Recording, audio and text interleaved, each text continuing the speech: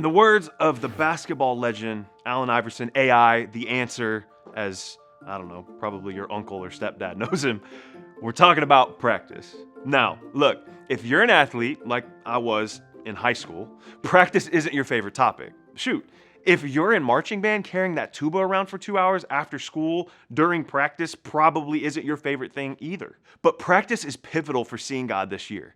Here's what I mean when I say practice. Practice is intentionally scheduling time to reflect on and look forward to seeing God at work all around you. It's building a habit or routine out of the things that help you think about God, talk to God, and focus on what it means to love God. Practices could be things like going on prayer walks through your neighborhood or in a local park. It could be spending a few minutes reading the Bible every morning. It could be having a time and a place where you sit quietly and pray regularly. It could be reading a daily devotional. Could be weekly listening to music that gets you focused on your relationship with God. It could even be going to church as often as you can. The point of practice is not to fit someone else's routine into your life. The point is to find the things that work for you and then practice them as often as you can. See, I love the term practice because it doesn't mean you have to do them perfectly every time. You might fall asleep when you're praying. You might get distracted while you're on a walk. You might even find yourself scrolling when you're supposed to be sitting quietly. And that's why they're practices. The more we build them into the routines of our daily lives, the more natural they become. Now, stick with me for a second, but let's go back in history.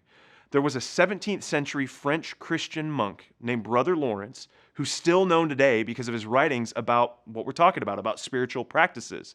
In his book, he writes about what happens when we make them a habit.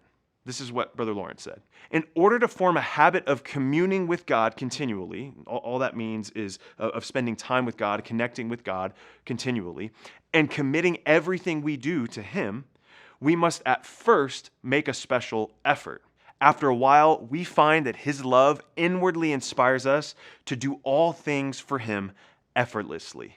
See, the more we practice looking for God through things like prayer, silence, nature, music, scripture, or however you best connect with God, the more we will find ourselves wanting to look for God every day. That's why we're starting here, with the encouragement to build a practice or routine to help you look for God every day. Let me give you a couple of ideas to help you get started. First, pick a time. Seriously, just start there. I usually spend the first few minutes of my day reading the Bible and journaling about my life and the ways that I see God working.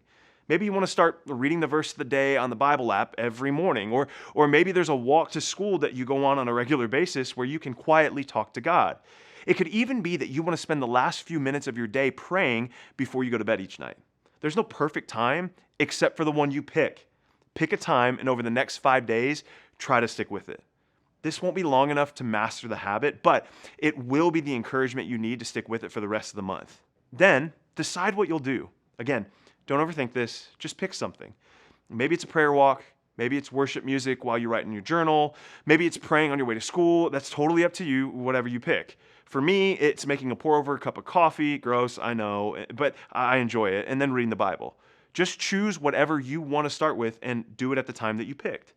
Your habit can change and look differently over time, but for now, just start simple with whatever practice helps you see God more clearly. And remember, don't beat yourself up if you miss. It's easy to feel guilty if you skip a day or if your new practice doesn't go exactly as planned, but there's no need to get upset at yourself for this. We get distracted. Life happens. Sometimes we just can't sit still in silence. I get it. I've most definitely been there. Just let the moment pass and pick another time in the day or in the next day to come back and to practice what you've decided to do. There's no stress at all. There are plenty of opportunities to look for God throughout your day. Okay, there you go. There's 3 steps to help you get started in practicing looking for God this year. Now, before we move on, I just want to tell you that I believe in your ability to do this. Sometimes I don't think we expect enough out of middle school and high school students when it comes to your faith. Not that I'm trying to put more pressure on you, but I just believe so much in your ability to see God in ways that my generation and the ones before haven't. You can and already are doing great things. Whether you're in 6th or 12th grade, you have built habits. It could be a strict exercise routine or that same time each day where you get online to play Fortnite with your friends. They're both habits. We have to give you more credit for your ability to build the life that you want to live in your teenage years. You can do this. So it's time to start practicing looking for God in the ways you best connect to God's presence. This is the year. Let's get started and let's continue our conversation talking about one of the biggest challenges to seeing God in the next video.